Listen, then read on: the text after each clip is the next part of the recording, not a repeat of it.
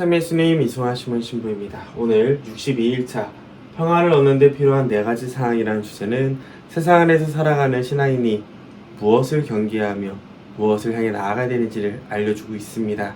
저는 딱 2가지 문장으로 정리하고 싶어요. 첫 번째 문장은 나 자신에 대한 과대평가를 조심해라 이고요. 두 번째는 세상에 대한 과소평가를 조심하라 라는 것입니다.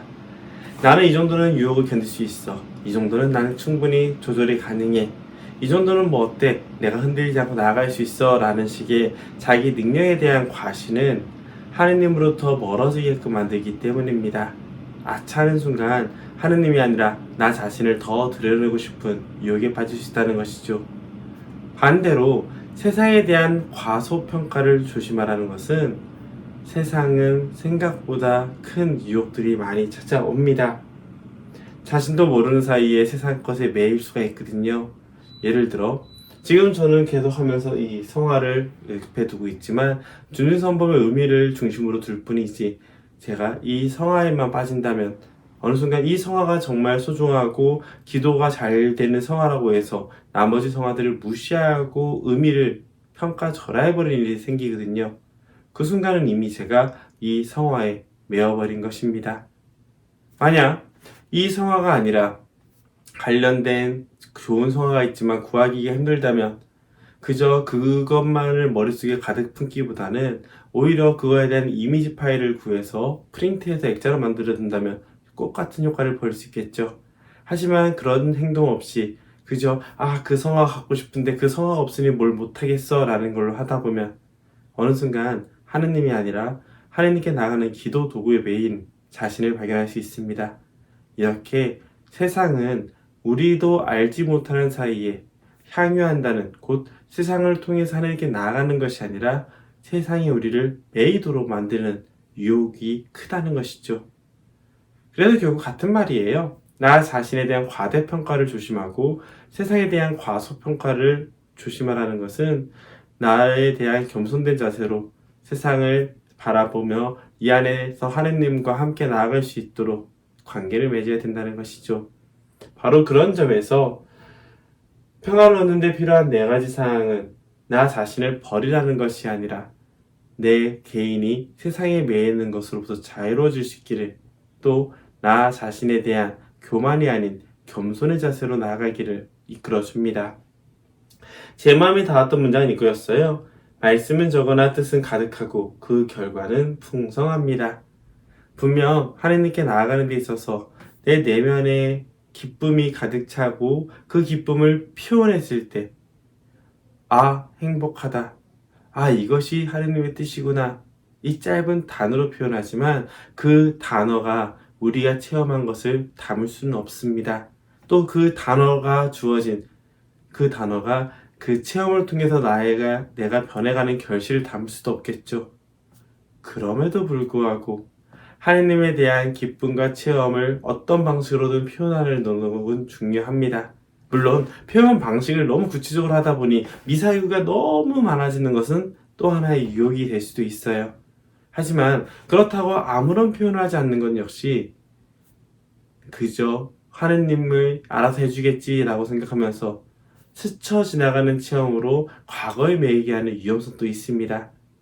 즉 표현을 하되 그 표현에 매이지 않도록 조심해야 되며, 또한 표현이 보다 하느님 체험을 깊이 담을 수 있는 가장 적절한 단어를 찾아가는 노력은 우리의 신앙을 섬세하게 만들 뿐만 아니라 매이지도 않게 만들고 내 삶에 내 시간의 흐름 안에 의미를 담아서 변화를 위한 씨앗을 심는다라고 표현하고 싶네요.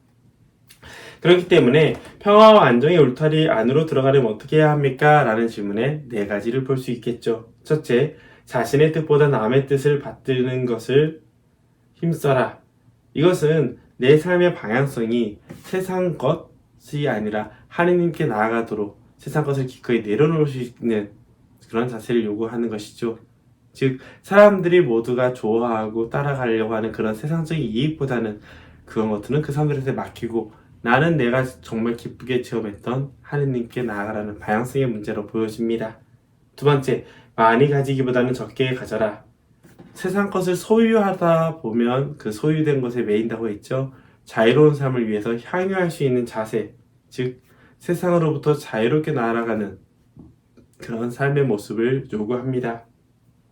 세 번째는 낮은 자리를 차지하는 것이고, 그건 역시 어떤 지위, 책임이 주어지는 만큼, 그리고 내가 대우를 받고 싶어하는 만큼 자유로움이 사라지기 때문이겠죠. 네 번째로는 하느님의 거룩한 뜻이 이루어지길 원하고 구해라. 곧 하느님의 뜻을 찾고 그 뜻에 동참하며 살아가는 실천을 요구하는 것이죠. 이렇게 자유로운 삶으로 하느님께 나아갈 때, 그리고 하느님께 기쁘게 나아가줄 수 있도록 나에게 족쇄가 될 수 있는 것을 기꺼이 내려놓을 수 있을 때 우리는 참다운 신앙의 기쁨을 살아갈 수가 있게 됩니다. 그래서 영혼의 진보를 이루기 위해서 이런 식의 노력이 필요한 것 같아요. 세상에 대한 소유가 아니라 향유를 누려야 되고, 흙탕물에 들어가는 유혹에서 벗어나서 스스로 환경 설정, 곧 기도하는 분위기, 하느님을 향해 나아갈 수 있는 그런 구조적인 시스템적인 모습을 만들라는 것이죠. 그래서 성숙해지는 만큼 하느님과 함께 세상으로 가야 된다는 겁니다. 만약 내가 하느님 조용히 세상 산속에서 머물면서 나만 기쁘게 산다면 세상을 모르게 되겠죠. 하느님이 바라시는 뜻은 나의 구원뿐만 아니라 모든 이의 구원이라는 것을 기억한다면, 내가 충분히 어느 정도 성숙이 시작되기 시작하면 세상으로 나아가서 함께 하느님의 뜻을 이루어 가되, 실제 체험을 통해서 내가 느끼고 알았던 것을 보다 체화시키는 노력이 필요할 겁니다. 물론 깨지고 아픈 시간도 있겠죠. 하지만 그 시간들이 오히려 우리를 더 영적으로 성숙하게 만들어주는 계기가 될 수 있을 겁니다. 이러기 위해서는 하느님께 대한 믿음을 굳건히 만들어야겠죠.